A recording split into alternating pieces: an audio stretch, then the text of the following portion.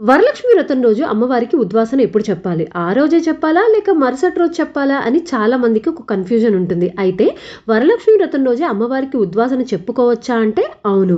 కొన్ని సాంప్రదాయాల్లో ముఖ్యంగా మరుసటి రోజు కలశాన్ని తీయడం కుదరని ఇబ్బందులు ఉన్నవాళ్ల కోసం పెద్దవాళ్ళు ఆ రోజే ఉద్వాసన చెప్పుకోవాలని చెప్పారు. ఎలా చెప్పాలి అంటే సాయంత్రం అమ్మవారికి చక్కగా మళ్ళీ పూజ చేసి ఇల్లంతా ధూపం చూపించి ముత్తైదువులందరికీ తాంబూలం ఇచ్చిన తర్వాత మీరు భోజనం చేసి రాత్రి పడుకునే ముందు అమ్మవారి కలశాన్ని కొద్దిగా కదిపించేటప్పుడు మనసులో అమ్మవారిని ప్రార్థించుకోవాలి. అమ్మ, ఈ సంవత్సరం నిన్ను మా ఇంటికి ఆహ్వానించి పూజ చేసుకున్నాం. వచ్చే సంవత్సరం కూడా నిన్ను ఇదే విధంగా పూజ చేసుకునే భాగ్యం మాకు కలగాలి. అప్పటి వరకు మా ఇంట్లో కొలువై ఉండి మా కుటుంబాన్ని కాపాడుతూ ఉండమ్మా అని భక్తితో చెప్పుకోవాలి. కలశాన్ని కొద్దిగా కదిపించేటప్పుడు పునర్ ఆవాహయామి అని చెప్పుకోవాలి. అంటే అమ్మవారిని మళ్ళీ వచ్చే సంవత్సరం కూడా ఇదే విధంగా ఆహ్వానించి పూజ చేసుకుంటామని మనస్ఫూర్తిగా చెప్పుకోవడం.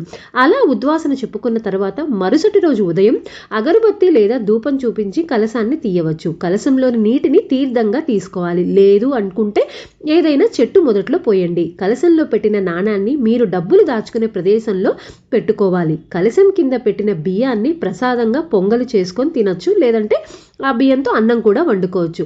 కలశం మీద కొబ్బరికాయని ఇంటిలిపాది ప్రసాదంగా తీసుకోవాలి. అంతే అండి. వరలక్ష్మి వ్రతం విషయంలో మరీ కంగారు పడాల్సిన అవసరం లేదు. మీ ఇంటి ఆచారాన్ని పాటిస్తూ అమ్మవారిని భక్తి శ్రద్ధలతో పూజ చేసుకోండి.